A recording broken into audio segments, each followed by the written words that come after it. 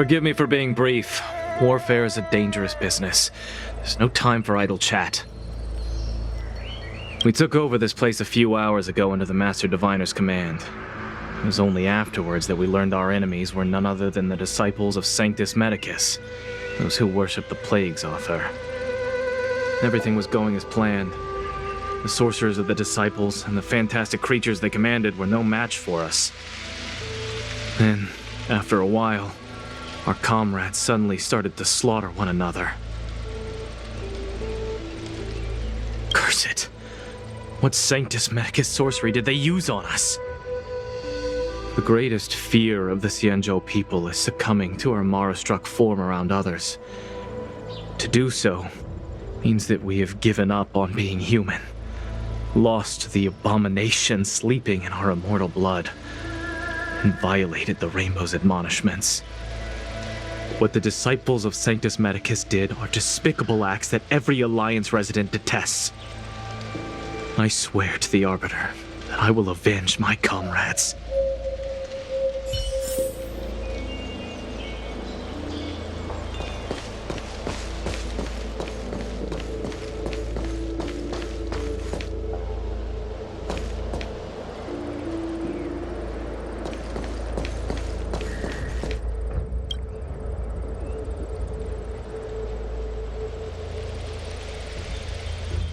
You want to ask questions? Fine. But I must be present the whole way through. This part needs to be recorded as testimony. Finally, someone to talk to. These Cloud Knights are so serious, so boring.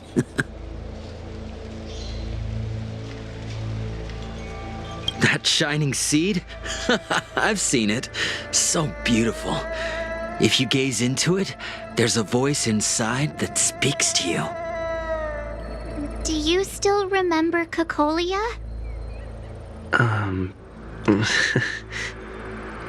The Master said we could inject new life into the ambrosial arbor with it. I didn't believe it at first.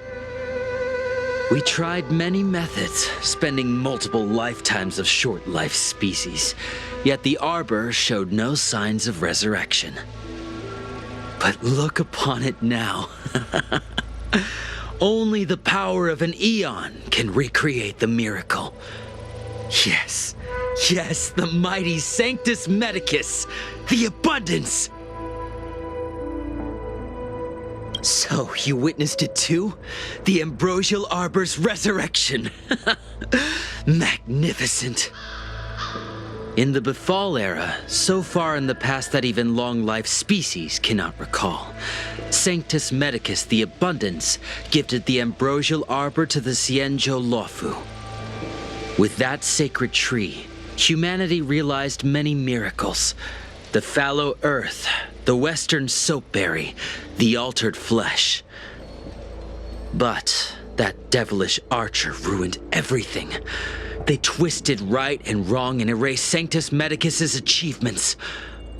But soon we will return to the glory of the Befall era. You've seen the fantastic creatures that fought with us. They are only minor gifts of the ambrosial arbor. Shut it, rambling rodent. The Cloud Knights will root all of you out soon. What did we do? We cured our kin. It must hurt to be trapped in such weak flesh and blood. You scum! If the Order allowed, I would cut you down now. Oh, you don't understand. A short-life species couldn't understand. Mara struck? Bah! It's a second life gifted by Sanctus Medicus to eliminate the self, to achieve transcendence, a life of true freedom. I see a desire for power in your eyes. This life is too short for you, isn't it? I can help you. Don't listen. His words are poison. We're just having fun, sir. Without the blessing of the abundance, you short-life species would never be able to endure the transformation.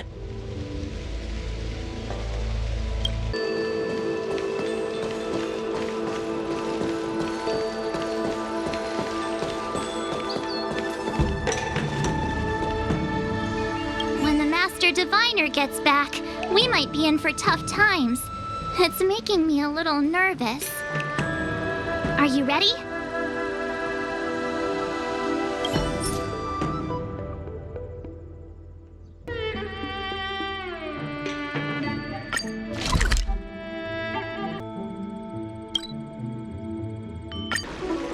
That tree remained dead for thousands of years, and it figured now. Ah, you're back. To life. From the sound of your stride, I sense you're in good spirits. Many who undertake the far-reaching journey to the Xianzhou are weighed down by a heavy heart and exhaustion. But your steps are bold and steady, a stride worthy of a nameless. Let's get down to business. I analyzed the prescription you procured, the draft of Draconic Surge. Now that I have a preliminary conclusion, it needs to be delivered to the seat of Divine Foresight. The conclusion. Put simply, I don't believe that the draft of Draconic Surge holds the cure to the Mara. Even in the foreseeable future, there will likely not be any such cure. I've compiled the details into a written analysis. If you're interested, feel free to take a look. This is a copy of pharmacological studies on the draft of Draconic Surge. If the Chief Counselor wants to see it urgently, I'll have to ask you to deliver it for me.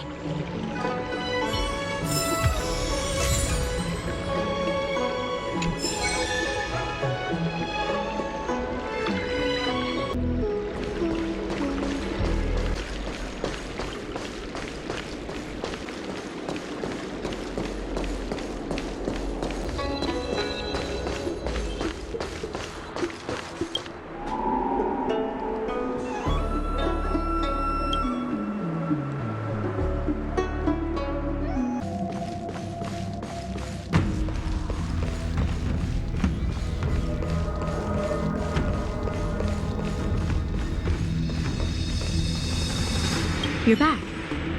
Anything you wanted to share? Wow. Even for those alchemists, that was fast. Don Shu. Wait, why would the Alchemy Commission's chief alchemist be away from her post? I've heard that the chief alchemist is visually impaired. She rarely leaves the Alchemy Commission delve. She has a vast knowledge and expertise. No wonder she was able to analyze the pharmacology so quickly. Let me see her report.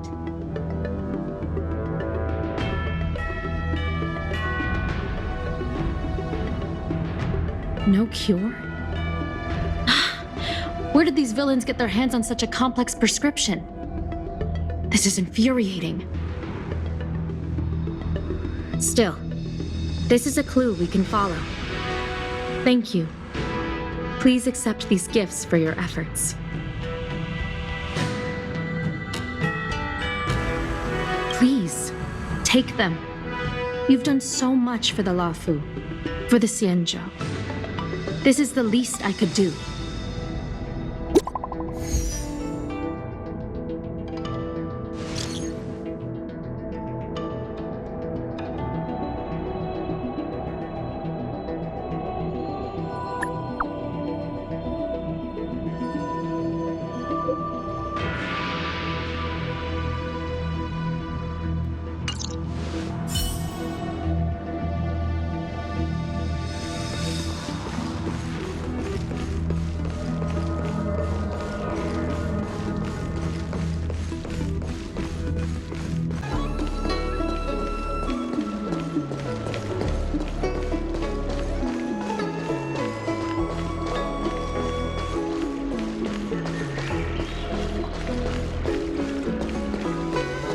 Thank you for coming on such short notice. My stay in Exalting Sanctum was supposed to be focused on treating people and delivering medicine. But the Seat of Divine Foresight tasked me with analyzing the prescription. I've been severely delayed. I've already concocted some of the medicine in question, but there can't be any further delays. Could you assist me in ensuring it arrives on time? Thank you. The patient in question is a little girl. If she's gotten into any trouble, be sure to let me know when you get back. This is the medicine. Her house is near the Court of Tranquility. It shouldn't be hard to find her.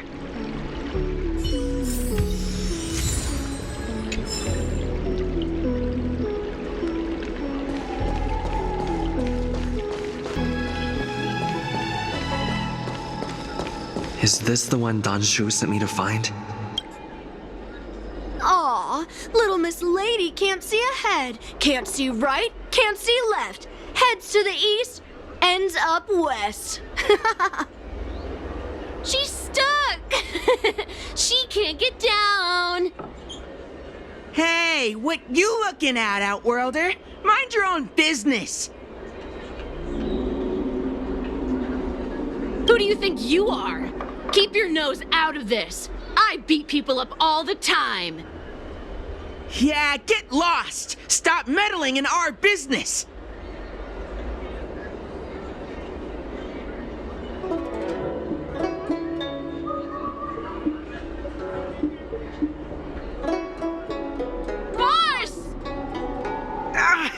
Stop yelling and help me up already! They used some kind of hidden power! I saw it! You're a cheater! That's right! If you hadn't cheated, I would have knocked your lights out! You sure about that, boss? They didn't even flinch. Ugh! Shut up! Boss, let's get out of here! We shouldn't fight anyone that doesn't respect martial arts. I'll let you off the hook this time. Next time we fight fair and square. Yeah!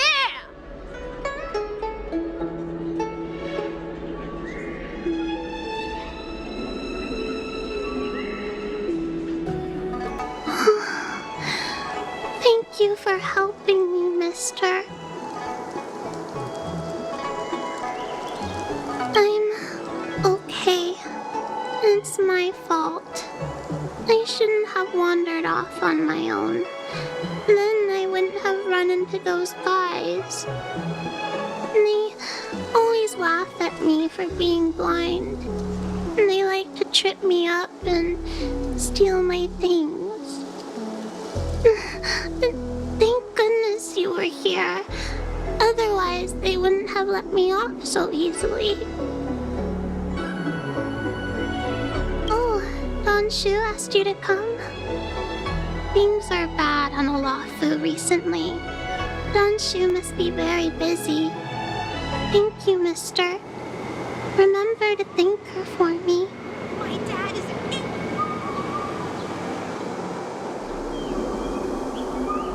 Why does she wander about alone? Well, I've delivered the medicine. I should report back to Danshu.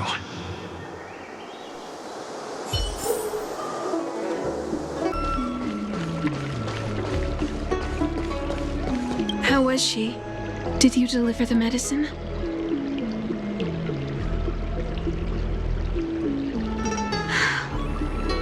She reminds me of myself when I was a child. I also had to find my way in the dark, face obstacles I couldn't predict, as well as deal with unconscious prejudices people had against me. If I was ever injured by bullies or after a fall, I'd run crying to the healers at the Alchemy Commission and ask them to heal me.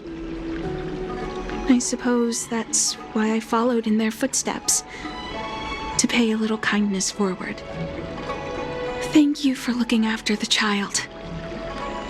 Could I ask you for another favor, friend?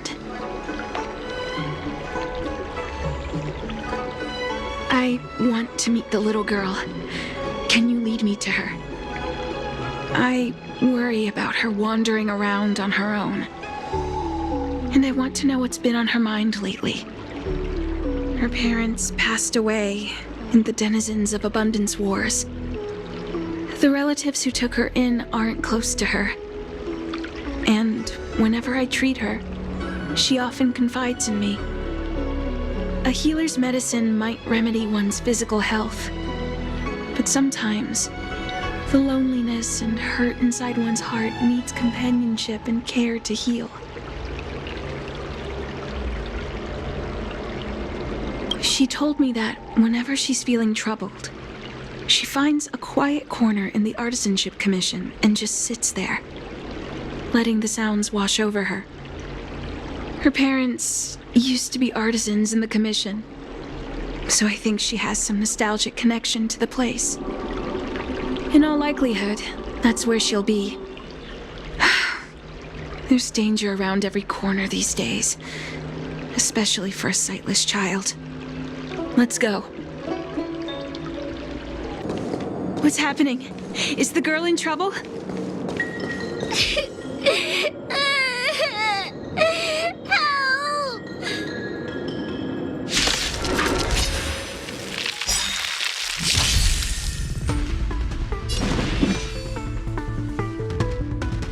Lance ablaze! Flaming lance! Forward!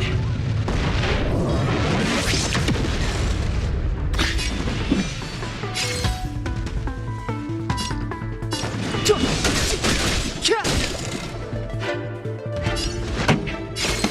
up. My tempo! Ready to lose yourself? Fight it or rock with it. My music. Conquer us all!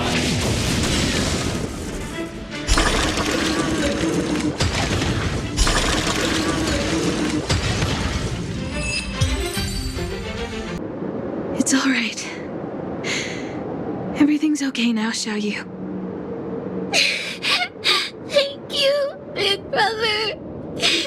Thank you, Anshu. You don't need to be scared anymore. He is here. But when I think about all the trouble I've caused you two, I feel like such a burden. I'm sorry. Is that why you're crying? Maybe you should start getting used to this feeling. Because in the next few centuries, visually impaired people like us will continue to require help from everyone we meet. So, if a little bit of guilt like this is enough to break your heart, then how will you manage such an arduous path? I'm not trying to console her. This is the reality. Walking alone in the darkness, fearing every incoming, invisible obstacle, unable to understand other people's descriptions. Everyone, everything is like a hot coal in the dark. Invisible, yet still able to burn you. As a long-life species, she can expect life to continue like this for nearly 1,000 years. She must learn to depend upon herself rather than just foolishly waiting around for the next hero to swoop in and save her. Yes, by trying my best to change her personal circumstances. In the meantime, she'll have to learn to withstand the darkness, just as I have. Hey, you're right, Anshu. From now on, I'll do my best to rely on myself. Good. I hope you remember this. Forever. This place is too dangerous. Let's head back to Exalting Sanctum.